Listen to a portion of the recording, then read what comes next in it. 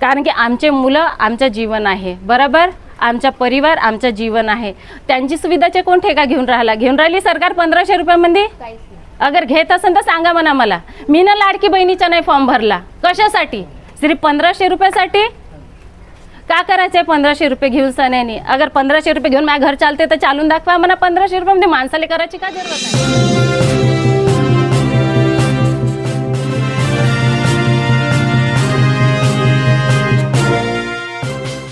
बड़ी मछलियां छोटी मछलियों को खा जाती है, ऐसी कहावत है और ऐसी ही कुछ नीति समाज में देखने को मिल रही है। बड़ी मछली यानी टेक ऑफ सिटी बिल्डर और छोटी मछली उज्ज्वल हाउसिंग एजेंसी। बड़ी मछली को लगा कि यह छोटी मछली हमारा क्या बिगाड़ लेगी। देखते देखते छोटी मछली की काफी जमीन पर कब्जा किया गया।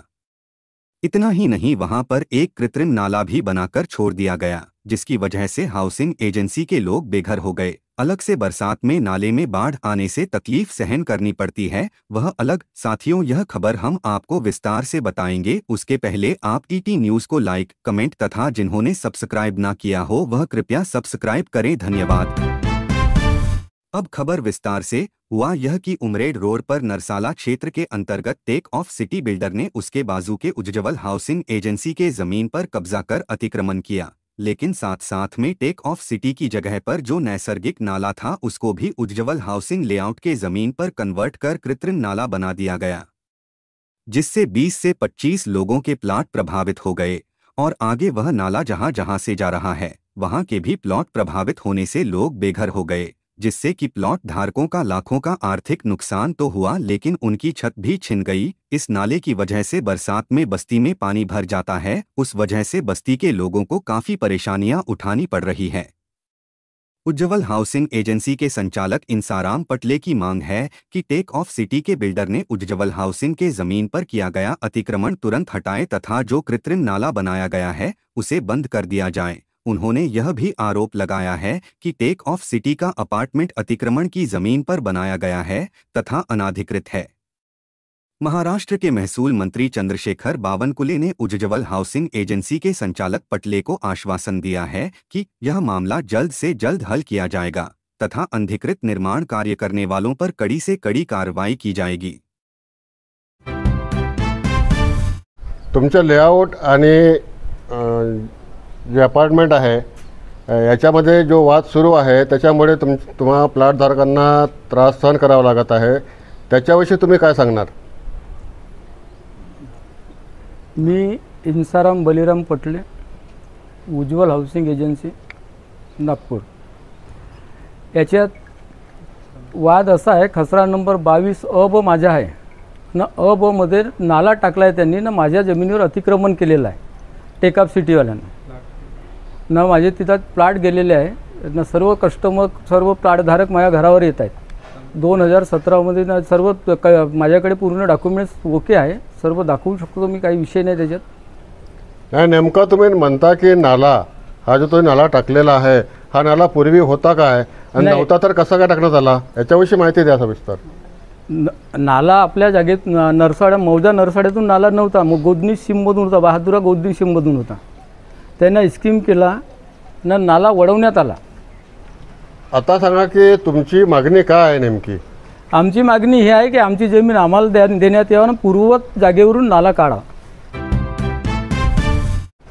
हा नाला पहिले इथे होताच नाही, हा इथे नव्हता, हा टेकऑफवाल्यांनाही माहीत आहे ना आम्हाला पण माहीत आहे। हा नाला हा फ्लो हा इकडल्या साईडने होता कुठून तरी, इवन तो नकाशावरती पण जो आहे जुना नकाशा जर बघाल तुम्ही तर हा नाला इथे शो करणार नाही, कुठल्याही सरकारी कागदावरती हा नाला होताच नाही। हा आता यांनी इथून जो होता नाला त्याला बॅक फिलिंग करून ही सोसायटी या हे सगळं अपार्टमेंट बनलेलं आहे आणि हा नाला बंद करून यांनी सँक्शन घेऊन अनऑथोराइज सगळं काम झालेलं आहे आणि हा नाला इथून डायव्हर्ट केलेला आहे। इवन हा इथले पाईपलाईन पण दिसत आहे कशा प्रकारे ते पाईपलाईन टाकण्यात आली आणि टेम्पररी टाकून ते काम चालवण्यात आलं। ती कुठेतरी चोक झाली, चोक झाल्यानंतर तो नाला बनण्यात आलेला आहे, नाल्याचं रूपांतर झालेलं आहे आणि दरवर्षी काय होते की पावसाळा आला की त्या पाण्याची पातळी वाढते आणि सगळ्यांना प्रॉब्लेम आहे, इवन ह्या लोकांनाही प्रॉब्लेम आहे ना आम्हाला पण प्रॉब्लेम आहे।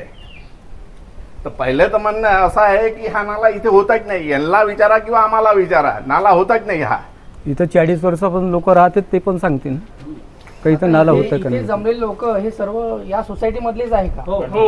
प्लॉट धारक आहेत का? या सोसायटीचं नाव काय आहे? उज्ज्वल हाऊसिंग. उज्ज्वल हाऊसिंग सोसायटी. बरं, कधीपासून हा आपलं प्रकरण आहे? हे 2017-18 पासून हा नाला बनवण्यात आला आहे. त्यावेळेस ज्यावेळेस बनला त्यावेळेस करोना होता. करोना असल्यामुळे कोणी लक्ष देऊ शकले नाही. त्याचा फायदा ह्या लोकांनी घेतलेला आहे टेक ऑफ वाल्याने. जबरदस्तीने ते सगळे फोटोग्राफ्स आहे 18-19चे की त्यांनी जेसीबी लावून पोकलॅन लावून सगळा नाला खोदण्यात आलेला आहे. तुमचं म्हणणं असं आहे की तुमच्या जागेवरती अनेक कृत्रिम नाला तयार केला आहे. त्यामुळे बिलकुल. अनेक प्लॉट धारकांचे प्लॉट पण गेलेले आहेत. नैसर्गिक नाला हा इकडून होता, हा कृत्रिम नाला बनवण्यात आलेला आहे आणि त्याचेही प्रूफ आहे आमच्याकडे. जो 18-19 मध्ये ज्यावेळेस बनलेला तो तिथं ट्रक जेसीबी पोकलॅन लावून हा बनवण्यात आला आहे ना. याच्यामध्ये जे काही सरकारी अधिकारी आणि टेक ऑफ सिटी ओनर ह्या दोघांच्या मिलभगतमुळे हा नाला बनवण्यात आलेला आहे. 1917मध्ये तक्रारी झाल्या, कलेक्टरकडे झाल्या. नालाविषयी म्हणूनच नाही, परंतु इथं झालेले जे अतिक्रमण होते, जे म्हणजे भिंत चालवण्यात आली होती, म्हणजे कंपाऊंड वॉल जे होती, तट जे भिंत चालवली होती त्यांनी, ते अतिक्रमण जी केली होती त्याच्याविषयी पाठपुरावा केला. रस्त्याविषयी पाठपुरावा केला होता. NMRDलाही आमची मिटिंग झाली होती, NMCलाही मिटिंगा झाल्या होत्या. त्याच्यानंतर 1917-18मध्ये मग हे नाल्याची उत्पत्ती झाली. नाल्याची उत्पत्ती झाल्यानंतर त्याच्यानंतरही त्या नाल्याविषयी कंप्लेंटा करण्यात आलेल्या होत्या.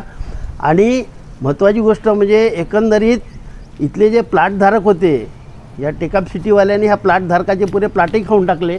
हे जे आपले सरकारी अधिकारी आणि हे जे आपले टेकअप मालक आहेत, यांनी त्यांच्यामध्ये आता काय संवाद झाला का नाही माहीत नाही, कोणते डॉक्युमेंट्स पाहिले ते माहीत नाही, पण त्यांनी इथून नाला त्यांना परवानगी दिली आणि तो नाला मग इथून त्यांच्या संगमताने काढण्यात आला. त्या रस्त्यावरती या टेकअप मालकाचं अतिक्रमण झाल्यामुळे, म्हणजे भिंत टाकल्यामुळे तिकडच्या लोकांची येण्या जाण्याची जी म्हणजे समस्या आहे, ही खूप मोठ्या प्रमाणात समस्या वाढली.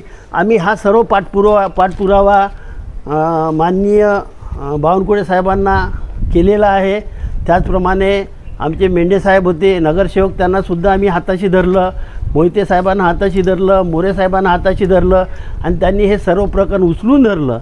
आणि उचलून धरल्यानंतर मग साहेबांनीसुद्धा त्यावेळेस मिटिंगमध्ये सांगितलं की त्याचं जे अतिक्रमण जेवढं असेल ते पहिले तोडून टाका. त्या साहेबांना त्यांनी इंटिमेशन दिलेले आहेत, आमच्यासमोरच दिलं. तेव्हा त्याचा म्हणजे पाठपुरावा करा, त्यांचं सर्व म्हणजे कागदपत्र तपासा आणि जिथं जिथं अतिक्रमण असेल ते अतिक्रमण तोडा. म्हणजे एकूण किती प्लॉटचं याच्यामुळे नुकसान झालं? इथे तर कमीत कमी 20-25 प्लॉट गेलेले आमच्या प्लॉट धारकांचे. त्याच्यानंतर जसा जसा नाला फ्लो होत आहे तर त्याच्यानंतर पण तिथे 20-30 प्लॉट असेलच. तुम्हाला या लेआउटमध्ये काय त्रास आहे? मी स्वाती सुधीर कोडी. मला ह्या पुऱ्या गारगोटीमध्ये सगळ्या लेडीजला प्रॉब्लेम आहे ना. मेन आमचा मुलांना प्रॉब्लेम आहे, शिक्षणाची प्रॉब्लेम आहे. कारण की इथं पूर्ण पाणी राहतात, बरोबर, चोहीकडे पाणी राहतात. असं समुद्रवाणी राहतात का आम्ही दुकानात नाही जाऊ शकत, ना इथं रोडाची सुविधा आहे ना कशाची सुविधा आहे. मेन ना कचऱ्याच्या गाडीची आम्हाला ही सुविधा आहे ना मच्छरच्या गाडीची सुविधा आहे. मागच्या वर्षी असे 3-4 वर्षा पहिले एक मुलगी मेली, बरोबर. कारण की हे जो नाला आहे ना एकदम भरून जातात आणि वरतून ह्या टेकअप सिटीवाल्यांचे पुरे गड्ड्यांचं पाणी आमच्या इकडे येतात आणि ते दिवाळीला गड्डा करतात. आम्हाला मुद्दा होऊन ते दिवाल तोडणं पडली. 10 वेळा येऊन आम्हाला तोडणं पडली, त्यांना 10 वेळा उभी केली, आम्हाला ते तोडणं पडली. कारण की रस्ताच नाही आम्हाला जायला. कारण की जो असा रस्ता दिला आहे का ना तिकडं पण रस्ता आहे, जो आमची पांदांचा रस्ता आहे तो सुद्धा आम्हाला दिला गेला नाही आहे. मागं आत्ता ते रोड आले आहे. इतक्या मला 15 वर्ष झाले आहे या टेकअप सिटीमध्ये बघताना. मी ह्या फ्लॅटमध्ये पण राहिली, पण इथचे लोक इतके हे आहे की यांना काही कोणासंग लेनदेन नाही आहे. मी इथं पण राहून बघितलं आहे. आणि गारगोटीची अशी व्यवस्था आहे का इकडच्या लोकांना आता कसं रोड भेटले आहे ना त्यांना काही प्रॉब्लेम नाही आहे, पण आम्हाला प्रॉब्लेम आहे. कारण की आमचे मुलं येतात तिकडून, आमच्या मुलांचे रस्ता ह्या टेकअप सिटीमधूनच आहे. तर आम्ही कुठून नेणार आहे? दवाखान्यासाठी आम्ही नेऊ नाही शकत. अगर लेडीज बिमार पडली या जेंट्स पडला, आमचे बुजुर्ग राहिले त्यांना आम्ही नेऊ शकत नाही. तर आमची व्यवस्था कुठं आहे? आम्हाला व्यवस्था पाहिजे, आम्हाला रोड पाहिजे, आम्हाला गटर लाईन पाहिजे, आम्हाला कचऱ्याची गाडी पाहिजे, आम्हाला सगळी सुविधा व्यवस्थित पाहिजे. उद्या कम जास्त झालं तर सरकार आम्हाला काही भरून देणार आहे नाही, बरोबर, कारण की मागं मुलगी मेली आहे तर तिला वापस केलं का, पैसे देऊन तोंड बंद करून दिले. ह्या नाला आहे, सगळ्यांना इथं तकलीफ आहे. तुम्ही पाहा ना, पावसाळ्यामध्ये इतका समुद्र टाईप राहते का माणूस बाहेर निघू शकत नाही. मला यांच्या घरून खिडकीतून सामान घेणं पडते राशन, तर मग आम्ही जायचं कसं. तुमचा रस्ता अडवला कोणी? हे सारं हे टेकअप सिटीवाल्यांनाच कब्जा करून ठेवला आहे. आणि वरतून आम्ही ना सरकारपाशी इतकी कंप्लेंट केली आहे, लिखित मध्ये दिला आहे, कोण ॲक्शन घेतलाय.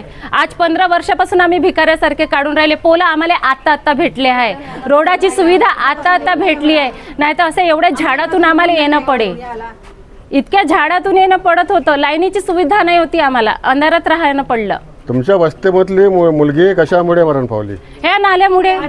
किती मलेरिया, चिकनगुनिया, सगळं ताप दाप संताप सगळ्या व्यवस्थित. तिच्या मृत्यूला जबाबदार कोण आहे? सरकार, टेकअप सिटीवाले.